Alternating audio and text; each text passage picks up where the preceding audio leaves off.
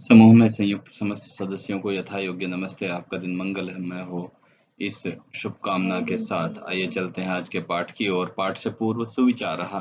छायामन्यस्य कुर्वन्ति तिष्ठन्ति स्वयमातपे फलान्यपि परार्थाय वृक्षाः सत्पुरुषा इव। अर्थात वृक्ष सत्पुरुषों के समान ही दूसरों को छाया देते हैं और स्वयं तपती धूप में खड़े रहते हैं।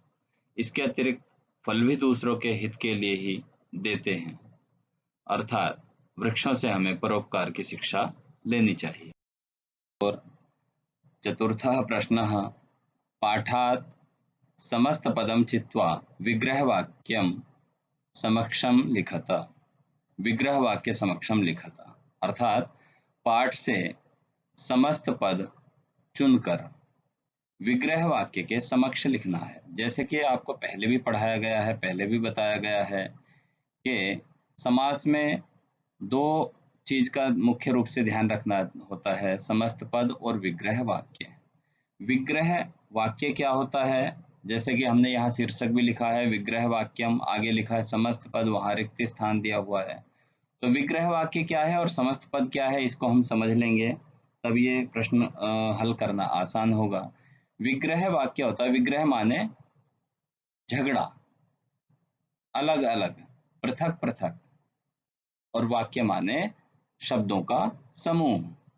तो ऐसे शब्दों का समूह जो कि विग्रहित है, झगड़ चुके हैं, अर्थात पृथक पृथक अलग अलग हो चुके हैं, ऐसे शब्दों का समूह विग्रह वाक्य कहलाता है। अर्थात विभक्ति के साथ पृथक पृथक सार्थक शब्दों का समूह विग्रह वाक्य कहलाता है।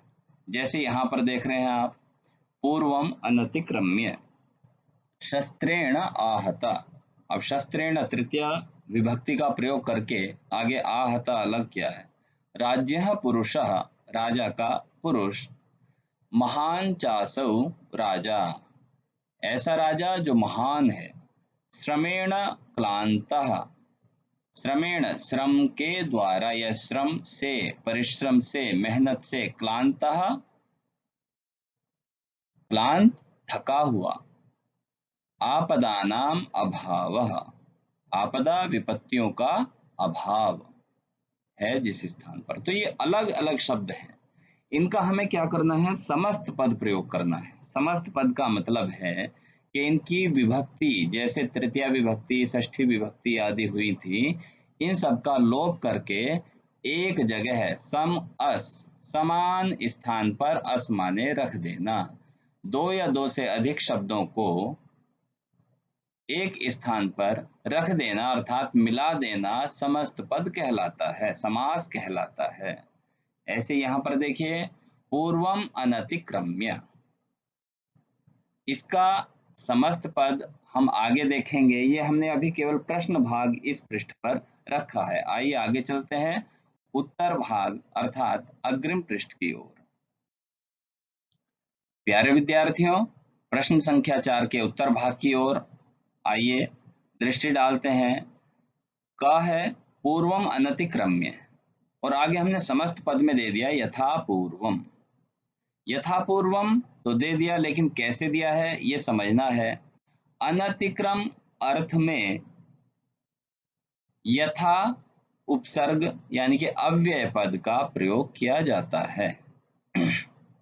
अनतिक्रम अर्थ में यथा अव्यय पद का प्रयोग किया जाता है। जहां भी अनतिक्रम शब्द आएगा, अनतिक्रम्य शब्द आएगा, वहां पर यथा हो जाएगा। तो क्या हो जाएगा, पूर्वम यथा। लेकिन हमारा नियम कहता है कि जो अव्यय पद है उसका पहले निर्धारण किया जाए।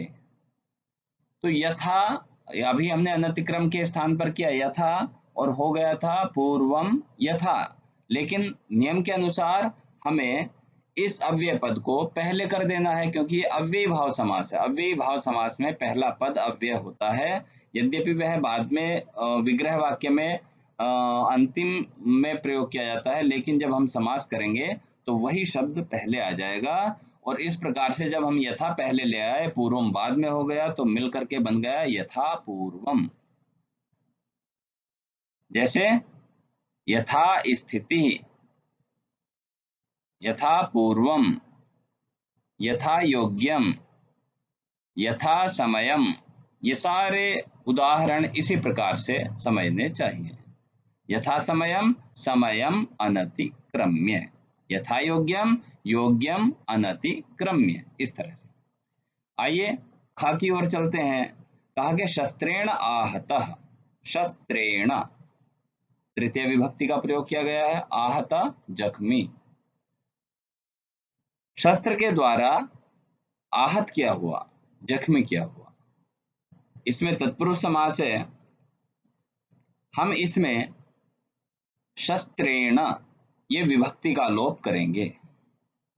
शस्त्रेण, एण, एण जो शस्त्र, मुख्य शब्द क्या है हमारा, शस्त्र है। तो यहां पर तृतीय विभक्ति का जो प्रत्यय लगा है उसका लोप करेंगे तो केवल शस्त्र बचेगा। शस्त्र धन आहता, और जब दोनों को मिलाएंगे तो क्या बनेगा, शस्त्राहतः। ऐसे ही राज्यः पुरुषः, षष्ठी तत्पुरुष, राज्यः राजा का, षष्ठी विभक्ति, पुरुषः पुरुष आदमी कर्मचारी, राजपुरुष, आगे दे दिया राजपुरुषः। कैसे हुआ ये, राज्यः, इसमें भी षष्ठी विभक्ति का लोप किया तो राजन मुख्य शब्द है, राजन बचा, और अन भी लोप हो जाता है, केवल राज बचता है, तो राजपुरुषः। महान चासौ राजा, महान है जो ऐसा राजा, तो महान का केवल महा है और राजा का विभक्ति कार्य करके दोनों को मिला करके बना महाराजः। क्रमेण क्लांतः, श्रमेण क्लांतः, श्रम शब्द में तृतीय विभक्ति का योग किया गया है। श्रमेण जैसे शस्त्रेण आहतः था, इसी प्रकार से यहाँ पर श्रम में तृतीय विभक्ति है। हम समस्त पद करने के लिए भी श्रम के तृतीय विभक्ति को हटा देंगे तो केवल बचेगा श्रम। मुख्य जो शब्द है वो श्रम है, श्रम प्लस क्लांतः बना श्रम क्लांतः। आइए अंतिम च, पुनः अव्यय भाव समास यहां पर आया है। आपदानाम अभावः, आपदानाम, आपद शब्द का षष्ठी विभक्ति है आपदानाम और बहुवचन है, तो आनाम हटा देंगे तो मुख्य शब्द क्या है, आपद या आपदम। अभावः जैसे हमने ऊपर अनतिक्रम अर्थ में यथा का प्रयोग किया था, ऐसे ही यहाँ पर अभाव के अर्थ में निर उपसर्ग का प्रयोग किया जाता है। ऐसे ही आपदानाम अभावः, आपद निर, और जैसे कि मैंने पहले बताया था कि अव्यय शब्द को पूर्व में निपात कर दिया जाता है, पूर्व में रख दिया जाता है, तो आपद निर जो था उसको निर्धन आपद, आपदम निर्धन आपदम, और मिलाइए जरा क्या बनेगा, सीधा सा बन जाएगा निरापदम। तो इस तरह से हम यहां पर समस्त पद कर लेते हैं। प्यारे विद्यार्थियों, आइए चलते हैं प्रश्न 5 की ओर। पाठाचित्वा अव्ययपदई रिक्त स्थान पूर्तिम कुरुता। पाठ जो हमने पढ़ा है, जो संस्कृत का मूल पाठ है, वो हमने अनेक बार पढ़ चुके हैं। हम उसको लगभग 2 बार तो मुख्य रूप से पढ़ ही चुके हैं। उसके आधार पर उससे अव्यय पदों को चुन करके रिक्त स्थानों की, खाली स्थानों की पूर्ति करनी है, उनको भरना है। काम में देखिए यहां पर दे दिया हमने खाली स्थान है और भवतो व्यवहारेण कोपो में गलितः शब्द आया, वो वाक्य आया है और खाली स्थान है। तो यदि हम पाठ पढ़ेंगे तो उस पाठ के इस वाक्य में अनेक शब्द हैं, लेकिन क्या कहता है प्रश्न, अव्यय पदई, अव्यय पदों के द्वारा, अव्ययों के द्वारा। अब अव्यय क्या है, हमने पहले भी बताया हुआ है आपको, कक्षा 9वीं में भी आपको बताया था कि व्यय का विलोम शब्द अव्यय है। व्यय माने खर्च, खर्च का मतलब यहाँ पर शब्द के रूप में है परिवर्तन।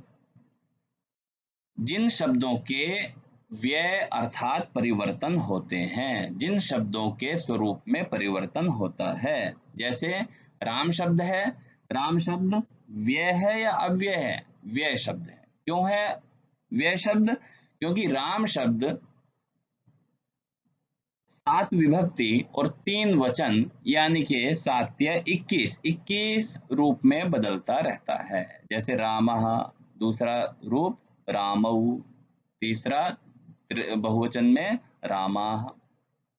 ऐसे ही क्रियापद को अगर लेंगे तो भू धातु, भू धातु 10 लकारों में, 3 पुरुषों में और 3 वचनों में भू धातु का परिवर्तन होता रहता है। कहीं भवति, कहीं भवतः, कहीं भवंती, कहीं भवसी, कहीं भवतः, इस तरह से अनेक रूप प्रकार से। लेकिन अव्यय पद का क्या मतलब है? अव्यय पद का क्या मतलब है कि ऐसे शब्द जो किसी भी स्थिति में बदलते नहीं हैं। स्त्री के लिए भी वही शब्द, पुरुष के लिए भी वही शब्द, बालक के लिए भी, एक के लिए भी वही शब्द, बहुत सारों के लिए भी वही शब्द, प्रथम पुरुष के लिए भी वही शब्द, उत्तम पुरुष के लिए भी वही शब्द, मध्यम पुरुष के लिए भी सही वही शब्द। जैसे हम हिंदी में प्रयोग करते हैं जैसे, उसका मुख ऐसे था जैसे चंद्रमा, यहां पर भी जैसे। वह महिला ऐसी थी जैसे सीता, यहां महिला के लिए भी जैसे। वह पुरुष इतना शक्तिशाली था जैसे सिंह, यहां पशु के लिए भी, पुरुष के लिए भी जैसे। तो ऐसे शब्दों को अव्यय कहते हैं। संस्कृत में जैसे के लिए यथा आ जाता है। अब यहाँ पर जो हमें शब्द प्रयोग करने हैं, ऐसे ही शब्दों का प्रयोग करना है जो अव्यय हैं, लेकिन वाक्य के अनुसार, पाठ के अनुसार वहां पर उनका प्रयोग किया गया हो। अधुना, अधुना माने अब, अधुना माने अब, ये अव्यय पद है क्योंकि हमेशा ये अधुना ही रहता है। एक के लिए भी अब, दो के लिए भी अब, 3 के लिए भी अब, स्त्री के लिए भी अब, पुरुष के लिए भी अब। तो इन शब्दों को अव्यय पद कहते हैं। तो यहाँ पर हमने कर दिया अधुना भवतो व्यवहारेण कोपो में गलितः। अब आपके व्यवहार से मेरा क्रोध गलित हो चुका है, गल चुका है, अर्थात नष्ट हो चुका है। राजा आश्रमे मुनेः आगच्छत, रिक्त स्थान बीच में आ गया। राजा आश्रम में खाली स्थान आए। मुनि के, हाँ वहां पर पाठ में है पार्श्वम, पार्श्वम माने पास में। तो पार्श्वम शब्द भी अव्यय पद है। यह इसका रूप भी नहीं बदलता है, यह भी खर्च नहीं होता है। मुनि खाली स्थान, आश्रमे राज्यो निवासादि व्यवस्थामपि अकरोत्। मुनि तत्र, यहाँ पर आ गया तत्र, तत्र माने वहां। मुनि ने वहां, कहा? आश्रम में। राज्यों निवासादि व्यवस्थामपि अकरोत्, राजा की निवास आदि की व्यवस्था भी की। हाँ, तो हमें देखेंगे राजा रिक्त स्थान तानेव प्रश्नान उपस्थापितवान। राजा उन्हीं प्रश्नों को रखता है। कब? पुनः पुनः, बार बार। प्रश्न बदले तो नहीं थे, एक ही, उन्हीं प्रश्नों को वह बार बार रख रहा था, इसलिए पुनः पुनः। राजा पुनः पुनः तानेव प्रश्नान उपस्थापितवान। प्यारे विद्यार्थियों, सभी प्रश्नों के उत्तर अपनी अभ्यास पुस्तिका में लिख करके कंठस्थ करना है और कम से कम इन सभी पाठ्य को, इस सभी प्रश्नों को, इन सभी प्रश्नों की जो लिखित पाठ्य सामग्री है, इसको कम से कम 2 बार आपको पढ़ना है, उच्चारण करना है, मुख से बोलना है, जोर जोर से बोलना है। ग्रुप में संयुक्त समस्त सदस्यों को इस ई लर्निंग कक्षा के कुशल संपादन में अभूतपूर्व सहयोग के लिए सभी का धन्यवाद। आप सभी का दिन मंगलमय हो। डॉक्टर विजय कुमार त्यागी।